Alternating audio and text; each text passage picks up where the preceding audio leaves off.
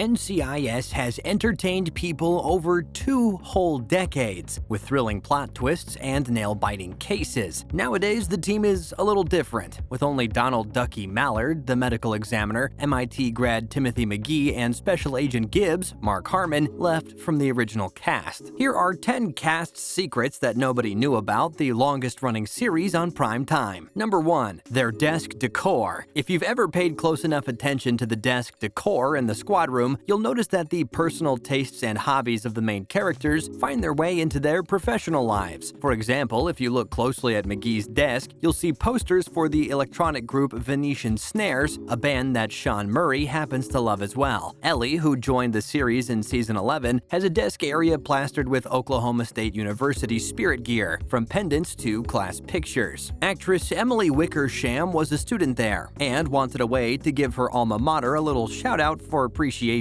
Next up is Gibbs's garments. When he's not playing the part of Special Agent Leroy Jethro Gibbs, Mark Harmon is known for organizing charity events and doing toy drives to help Naval families. He's also renowned for making appearances at foundations that provide aid to veterans. This has made him a big hit with his fan base, who have taken to sending him old t-shirts from the armed forces to him as gifts. Whenever Gibbs is down in the basement of his home working on his boats, he's often seen wearing t-shirts from the Army, Navy, Marine Corps, and Air Force. At first, these were found by the wardrobe department to add authenticity, but with the help of fans, all the t-shirts became available. Number 3. Recycled footage. In the first few seasons of NCIS, footage was shown of aerial views of an aircraft carrier under the Golden Gate Bridge. This is actual footage from the 1988 film The Presidio, an intense cop thriller starring Mark Harmon. Harmon plays ex-military policeman Jay Austin, investigating the death of his former MP partner at a military base. It wasn't the last time Harmon would play a former military character. As in The West Wing, he also played Agent Simon Donovan, a role which garnered the interest of Donald Bellisario when he was looking to cast the character of Special Agent Gibbs. Also, Tony's family fortune fiasco. Special Agent Tony DiNozzo has never had the best relationship with his family, especially in regards to his father, who never approved of his career. This is also very similar to the character he played on Dark Angel opposite Jessica Alba and Logan Cale. Both characters were cut out of their family fortunes when they pursued their own life paths. This directly relates to actor Michael Weatherly's own personal family history, as his father also cut him out of the millions he made importing Swiss Army knives when Weatherly decided he was going to be an actor. The bitterness and resentment between the two men gives this scene between Tony and his on-screen father so much more emotional weight. Number 5. Ducky and the Man from U.N.C.L.E. David McCallum played medical examiner Donald Mallard on the series since it began, offering his professional and personal advice to the team on everything from psychological evaluations to autopsies. He's known for his dry sense of humor and his amusing bow ties, often with eccentric patterns, red and gold elephants, or curious colors. In one memorable episode, Kate asked Gibbs what Ducky looked like when he was younger, to which Gibbs responded, "Ilya Kuryakin." This is a reference to The Man from U.N.C.L.E., in which McCallum played Agent Ilya Kuryakin, a role reprised by Armie Hammer in the 2016 film starring Man of Steel's Henry Cavill. Mark Harmon, Gibbs, often called him Ilya on set. And then there's Cote de Pablo, who's trained to be a linguist like Ziva. As Mossad officer Ziva David, important liaison to NCIS, Ziva's background as an expert in half a dozen languages makes her invaluable to the team, as do her impressive combat skills. Playing an Israeli Special Forces veteran wasn't easy, and forced Cote de Pablo to become somewhat of a linguist. Not only did she work with a Hebrew dialect coach to nail the scenes where Ziva needed to speak Hebrew, she also trained to be able to rattle off other languages as well. Ziva was known for being something of a prodigy when it came to languages, so de Pablo had her work cut out for her from the beginning. Number 7. Mark Harmon is basically Gibbs. Even though Mark Harmon is said to have a sunnier personality than his tough-as-nails alter ego, Special Agent Leroy Jethro Gibbs, there are many aspects of his personality that were worked into Gibbs's character on screen. For instance, Harmon's father was a real-life World War II U.S. Army Air Force pilot, and so is Gibbs on the show. Harmon got interested in carpentry when he was a young man, and his woodworking hobby was passed on to Gibbs. In fact, most of the tools that Harmon uses in the scenes, where he's working on building boats down in his workshop, are all his. Next up, Gibbs makes all the references to Mark Mark Harmon. Mark Harmon plays Special Agent Leroy Jethro Gibbs, the no-nonsense leader of the NCIS team in Washington. Harmon was everywhere in the 80s and 90s, and the series frequently has references to his former projects. In the episode Chained, Gibbs keeps getting calls about a VW bug for sale. Exasperated, he asks the caller, "Do I look like someone who would drive a bug?" This references the time he played serial killer Ted Bundy in The Deliberate Stranger. In Blowback, Gibbs is trying to solve a crossword